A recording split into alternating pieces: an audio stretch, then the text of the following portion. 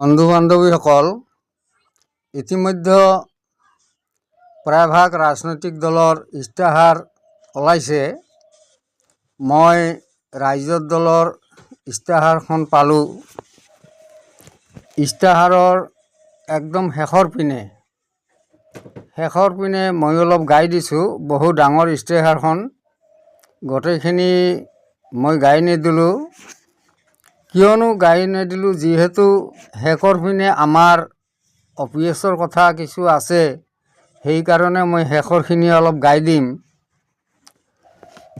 এওঁলোকৰ ইস্তাহাৰখনত চাহ শ্ৰমিকৰ সৰ্বাংগীন বিকাশ, বানমুক্ত অসম, ভাৰতত ফেডাৰেল অসম, স্বচ্ছ দক্ষ ক্ষীপ্ৰ প্ৰশাসন, কৰ্মচাৰীৰ কল্যাণ আৰু অসমৰ সকলো নিয়মীয়া চৰকাৰী কৰ্মচাৰীৰ OPS প্ৰদান কৰা।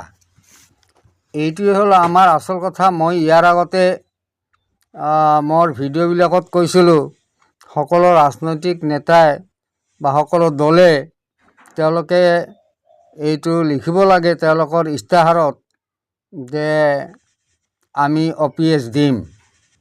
কিন্তু কেৱল ৰাইজৰ দলৰ মই ইস্তাহাৰখনত পালোঁ যে অসমৰ সকলো নিয়মীয়া চৰকাৰী কৰ্মচাৰীক OPS প্ৰদান কৰা হ'ব আৰু বৃহৎ নদীবান আৰু ক্ৰীড়াৰ চুক্তি ভিত্তিত শিক্ষক নিযুক্তি, বহিৰাজ্যত কাম কৰা অসমৰ শ্ৰমিকৰ সুৰক্ষা, আন্তঃৰাজ্যিক সীমা সমস্যাৰ সমাধান, নগৰ মহানগৰ উন্নয়ন, পুঁজিৰ উৎস, এই দিশতে প্ৰতিশ্ৰুতি প্ৰদান কৰিছে ৰাইজৰ দলে।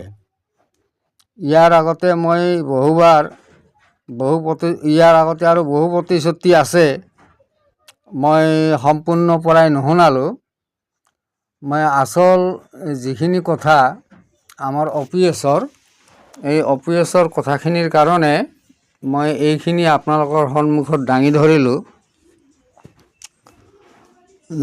সকলো আমাৰ ৰাজনৈতিক যিবিলাক আমাৰ দল আছে, প্ৰত্যেক দলে তেওঁলোকৰ ইস্তাহাৰত লিখিব লাগে যে আমি জিকিলে আমি চৰকাৰী কৰ্মচাৰীসকলক OPS প্ৰদান কৰিম।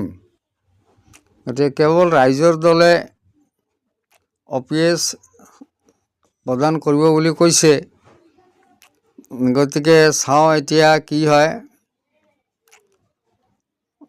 আমাৰ মুখ্যমন্ত্ৰী ডাঙৰীয়াতো ইয়াৰ আগতে কৈছে যে যিহেতু এক মাহত 17,000 কোটি টকা দিব লাগে পুৰণা পেঞ্চন, গতিকে নতুনখিনিক আৰু কেনেকৈ দিম।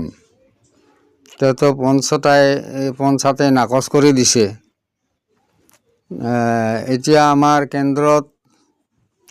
কেন্দ্ৰতো নাকচ কৰি দিছে যে পুৰণি পেঞ্চন দিয়া নহ'ব।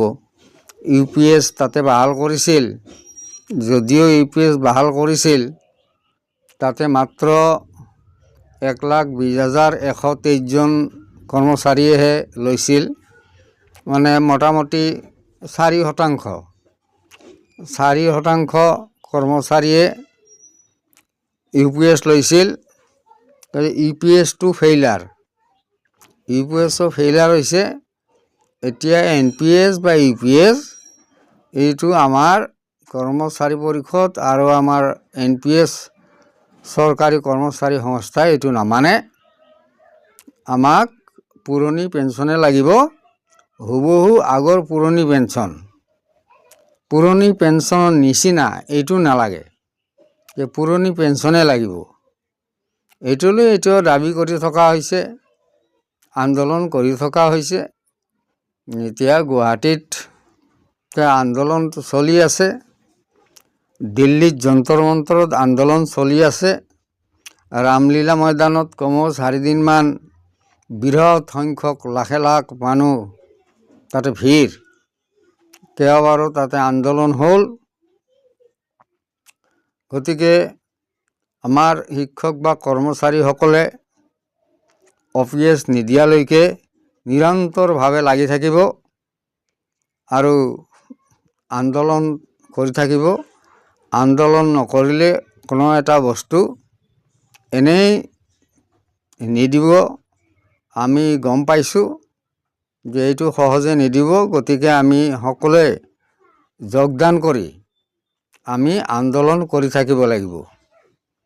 আৰু আমাৰ ভৱিষ্যত যিটো প্ৰজন্ম আছে, সেই প্ৰজন্মটোৰ কি হ'ব? আজি যদি আমি কষ্ট কৰি OPS টো আনিব পাৰোঁ, তেতিয়াহ'লে ভৱিষ্যত প্ৰজন্মৰ ভাল হ'ব। আৰু নহ'লে যিবিলাক নতুন চাকৰি পাব, তেওঁলোকৰো সেই একেই অৱস্থা হ'ব। এজন 2.5 লাখ দৰমহা পোৱা শিক্ষকে তেওঁ 6,000 6,500 পেঞ্চন পায়। 2 বা 2.5 লাখ দৰমহা পোৱা একজন কলেজৰ প্ৰফেচাৰে যদি 6,000 বা 6,500 পেঞ্চন পায়, তেনেহ'লে তেখেতে ঘৰখন কেনেকৈ চলাব? আৰু ঔষধ পাতি হাবি জাবি কাপোৰ কানিৰ কথা আছে। গতিকে